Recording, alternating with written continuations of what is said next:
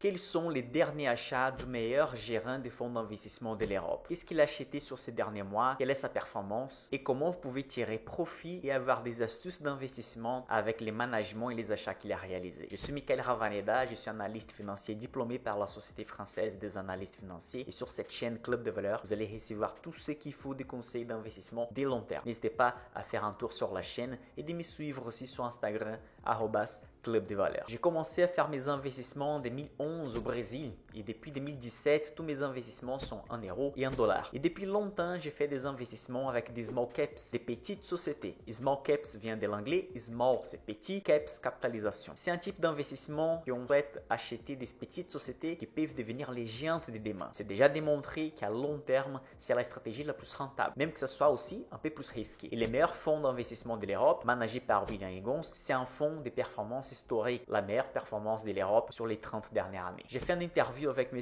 William Higgins, ça fait environ un an. C'est une des vidéos les plus regardées de la chaîne. Je vous invite à la regarder ensuite à cette vidéo. Elle est dans la description de cette vidéo ici. Les fonds de M. Higgins, il est spécialisé sur les small et mid cap. C'est pour ça qu'il se compare avec l'indice CAC Mid Small. Donc son objectif de long terme, c'est de battre cet indice CAC Mid Small qui à long terme a battu le CAC 40. Et ce n'est pas le cas sur les 3 dernières années car les small caps ont fait une mauvaise performance. Et comme toujours, ça ne veut pas dire qu'une stratégie n'a pas fonctionné sur 1, 2 ou 3 ans, qu'elle ne va pas battre les principaux indices sur les long terme. Toutes les stratégies de long terme doivent être analysées à long terme. Mais qu'est-ce qu'il a fait sur ces 3 dernières années avec des performances plus faibles sur l'indice et sur son portefeuille qui quand même bat les marchés? Bon, on va commencer en regardant la performance des dernières années. Regardez que sur un an, il a fait 14% contre 6,4% de l'indice de marché. Sur 3 ans, il a fait 9,6% contre moins 5,4%. Donc ici, on peut voir que la performance de l'indice, elle n'est pas bonne sur les 3 dernières années. Et les fonds, il a battu les marchés évidemment, mais ce n'est pas une performance des fous. Sur les 5 dernières années, par contre, il a fait presque 60% contre 14% cumulé de marché. Sur 10 ans,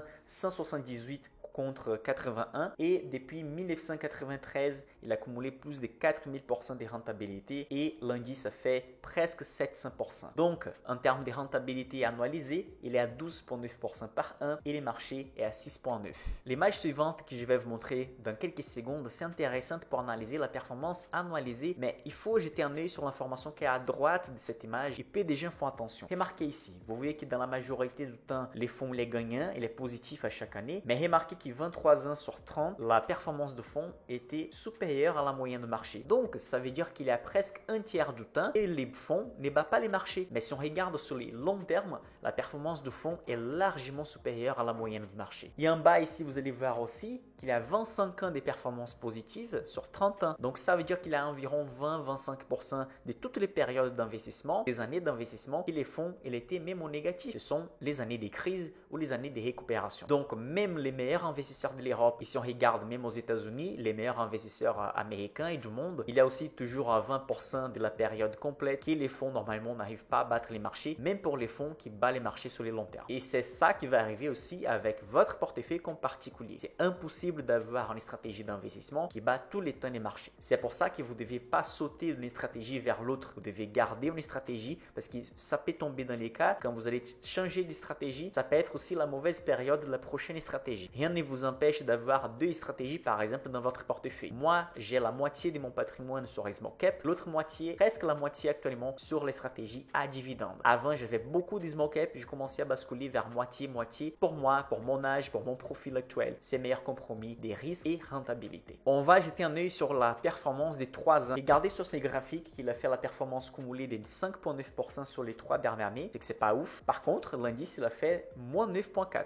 Donc, une performance négative accumulée. Donc, la performance annualisée n'est pas grande chose non plus. Et d'après William Higgins, il y a une explication pourquoi sur les 3 dernières années, l'indice ne performe pas bien. Et normalement, les fonds d'investissement small cap ne performent pas bien comme on avait précédemment. Comme il y a eu 50 surperformances des grandes, plus personne n'achète des petites. Et en plus, il y a un autre facteur d'après moi, c'est qu'en fait, en tant que produit d'investissement, les small caps n'ont pas pour concurrence les grandes, mais plus le private equity. D'accord, ok. Et en fait, comme le private equity a fait un très très bon marketing, qu'en plus, ils ont globalement, grâce à un très bon lobbying, ils ont expliqué que les particuliers devaient pouvoir faire du private equity parce qu'on les privait d'une source de richesse. Les particuliers qui avant auraient pu acheter des small caps, maintenant achètent du private equity. equity. Et en plus, les conseillers adorent le private equity parce que pendant quelques années, vous êtes tranquille, ça baisse pas. Alors que bon, la bourse, ça monte et ça descend tous les matins. Enfin, par rapport à une clientèle, c'est quand même plus dur à défendre. Bon, et maintenant, c'est intéressant à analyser qu'est-ce qu'il a fait pour quand même surperformer les marchés sur les 3 dernières années, même que cette surperformance ne soit pas énorme. Comme vous avez vu, il a accumulé presque 10% positif sur les 3 dernières années, mais les marchés, il est carrément négatif. Donc, il a un alpha. Il a battu les marchés pendant cette période compliquée en attente de la prochaine hausse des small caps. Mais qu'est-ce qu'il a fait pour manager son portefeuille pendant cette période? Ça, c'est une leçon importante à apprendre. Regardez cette image ici. En 2020, vous avez la composition des tailles des sociétés dans son portefeuille. Et en 2024, vous avez ici en bas la composition plus récente de septembre 2024. Remarquez qu'en 2020, il y a les sociétés qui pèsent moins de 200 millions, entre 200 millions et 500 millions, entre 500 millions et 1 milliard de capitalisation boursière. Donc, vous pouvez remarquer qu'il y avait plus de 60% des sociétés qui avaient une capitalisation boursière inférieure à 1,5, 1,6 milliard. Actuellement, il y a environ 35% du portefeuille qui pèse moins d'1 milliard. Donc, ça veut dire que la quantité des sociétés small cap qu'il y a dans les portefeuilles a diminué. Elle a commencé à augmenter la taille des sociétés. Ça veut dire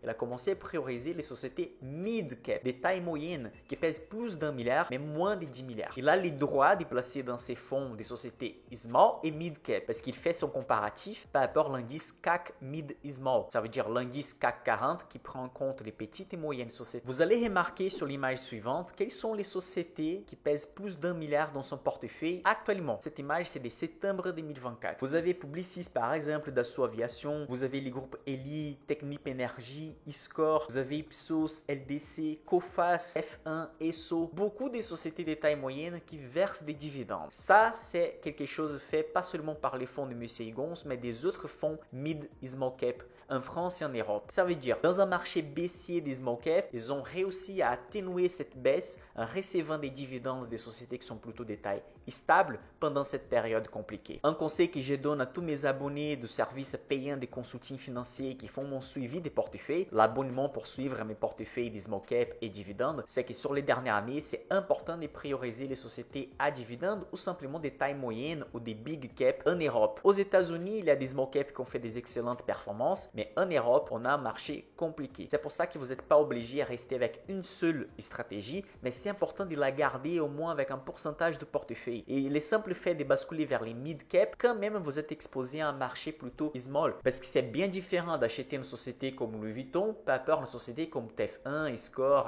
et des sociétés de taille moyenne qui versent des dividendes et qui ont quand même un potentiel de croissance sur les long terme. Bon, un petit tour maintenant sur les achats qu'il a réalisés depuis janvier 2024. En janvier, il a acheté Sopra et TF1. Moi, j'avais acheté TF1 en janvier de 2023, en fait, pas en 2024. Donc, TF1, c'est une des sociétés que j'ai dans mon portefeuille à dividendes. Février, il a renforcé Sopra, il a acheté Dassault Aviation. En mars, il a acheté Esso et Iscor, des sociétés de taille moyenne bien établies qui versent des dividendes généreux, surtout les cas d'Iscor. Avril, il a renforcé Amundi qu'il avait déjà dans les portefeuilles. En mai, il a acheté la société Danieli, il a renforcé Técnicas Reunidas. En juin, il a acheté Alten Energy. Pour ceux qui ne connaissent pas Alten, c'est une des grandes sociétés de travail d'ingénieurs qui fait des prestations de services pour des autres boîtes. C'est une société qui a plus de 30 000 employés. Moi, mon dernier CDI, c'était chez Alten. Et je trouve Alten une excellente société pour l'investissement de long terme. Malheureusement, sur les dernières années, elle était un peu chère. Donc, il a acheté Alten en juin. En juillet, il a renforcé Dassault Aviation, Nexans et Énergie. En août, il a acheté SBM Offshore, Covivio Hotels. Il a renforcé Occidente et Énergie. En septembre, il a acheté Iscor et Elis. Il a fait la vente de Danieli qu'il avait acheté en mai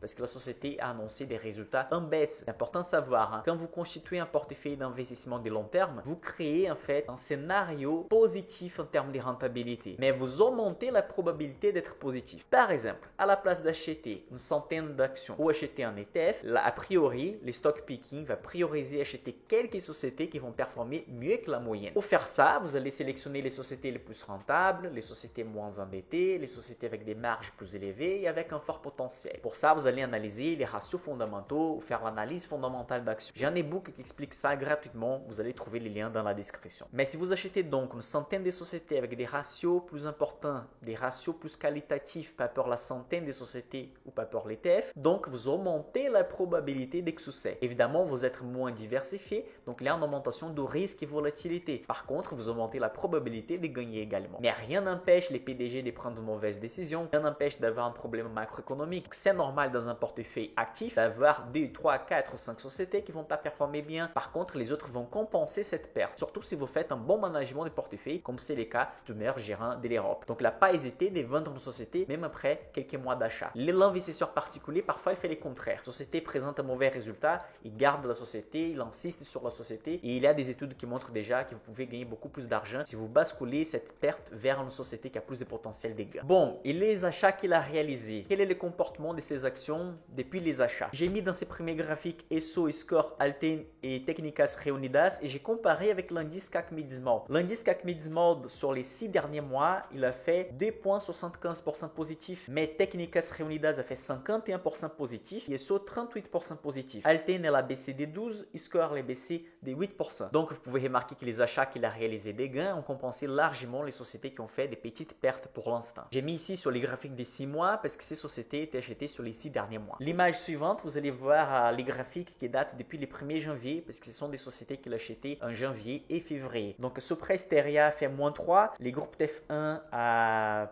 rentabilisé 12 sans compter les dividendes versés, Dassault Aviation 4,62 et les CAC Mid Small moins 2,59. Donc dans cette période les marchés étaient au négatif et Dassault et groupe TF1 étaient au positif. Sopra Steria a fait plutôt la même rentabilité que la moyenne du marché. Les fonds de M. Gons, il est spécialisé sur les small cap qualité value. Moi-même j'ai un portefeuille sur les marchés américains que j'ai construit ici gratuitement sur YouTube. À l'époque j'ai investi 10 000 $ ici devant vous. Donc un portefeuille qui aujourd'hui est disponible seulement pour les suivis des abonnés. Vous pouvez avoir accès à ces portefeuilles en faisant votre abonnement. Le lien sera dans la description de cette vidéo. Vous pouvez avoir accès à mes portefeuilles simplement en faisant un abonnement. Dans une minute, vous avez accès à tout, inclus une mini formation et les conseils mensuels d'achat sur chaque portefeuille. Et dans ces portefeuilles que je manage, ça respecte la même stratégie créée dans les années 60 et que William Gons respecte aussi. Si on veut augmenter la probabilité des gains, on doit comparer les fondamentaux de notre portefeuille par rapport à la moyenne de marché. Regardez cette image. Dans cette image, on peut remarquer que les prix sur actifs nets de son portefeuille, il a un écart par rapport au marché de 5,9%. Donc, ça veut dire que les sociétés de son portefeuille,